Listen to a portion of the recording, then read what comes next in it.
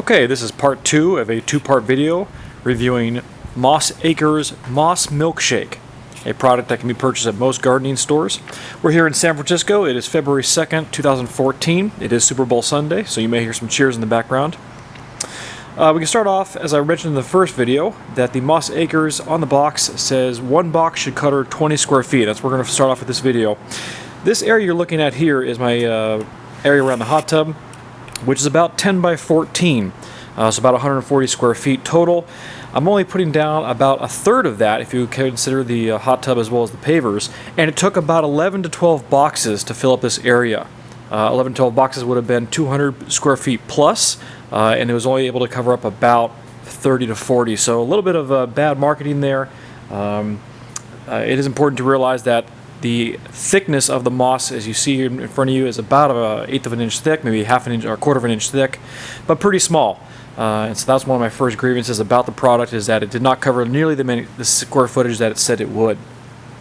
This area is about 90% of the time covered in shade. It is a very shady area, so that it should work out well. One thing to keep in mind, though, that in San Francisco it is very, very foggy most of the time. And we do have obviously heavy fog, which makes for a very, very cool climate. Well, I'm going to zoom in, so let me give it just a minute here to recognize two areas. Now, when as you saw in the first video, when it comes out of the box, it's pretty green. But about a day after I put it down, it started to become very brown, and it dried up very, very quickly. The water pellets that you saw in the first video haven't done a very good job of keeping the soil damp and dry. See if I can zoom in a little bit further here. All this brown is pretty much what I would assume at this point to be dead moss.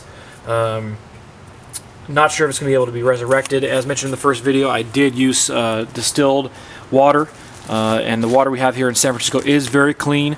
Not a lot of chlorine or chloramine or any other heavy metal poisoning, so I would assume that right out of the box this died almost immediately. Contrast that brown with this green. Now, the green you see here is not moss. This is algae. Very, very common, obviously, in moisturous climates. It typically gets all over the bricks, as you see on the left-hand side, and all over the patio. But this grew within a few weeks. At this point, I doubt the moss is going to start to grow at all, given the amount of algae that's been built up here. I put this down with my bare hands. I didn't use gloves, although I probably should have. It's important to realize that the pellets that you can see here, let me see if I can hold up a pellet. You saw this in the first video as well, but these pellets are very, very sticky. They're incredibly adhesive. They will stick to anything and everything, and has become a real nuisance as part of this project. If we take a look at the deck, all those spots you see there are water pellets that I cannot brush or wash off with a high-pressure garden hose. They're going to have to be manually wiped off piece by piece.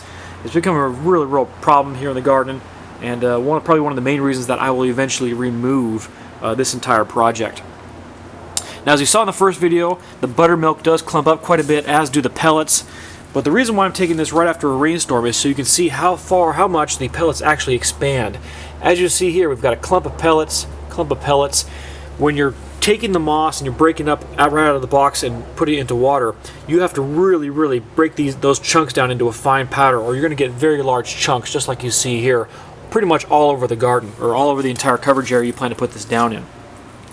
I also wanted to highlight, again, the stickiness. This is where an area where a shoe has come in contact with the water pellets and moss.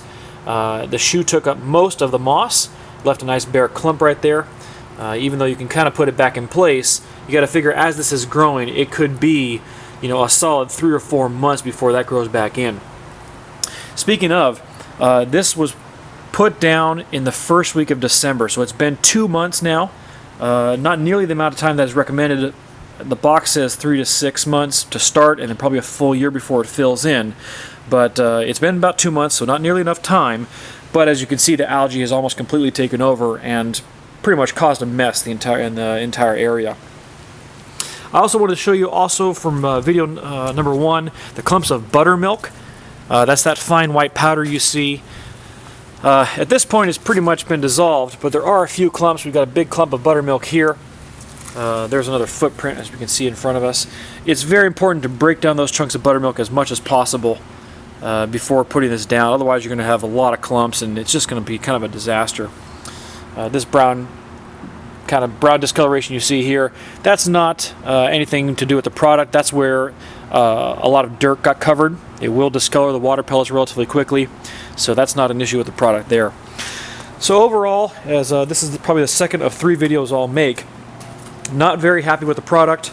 Number one, the price of it, I paid $20 per box, as you saw in video 1, but again, I shop locally, so there's going to be a premium on the price. Way too many boxes, way too expensive, and so far the results have not been all that great. It may work very well in areas with less moisture, areas with less foot traffic. That's certainly a possibility, but so far, not that great. This is Dave from San Francisco signing off, and hopefully you enjoyed the video. Thank you very much, and feel free to comment.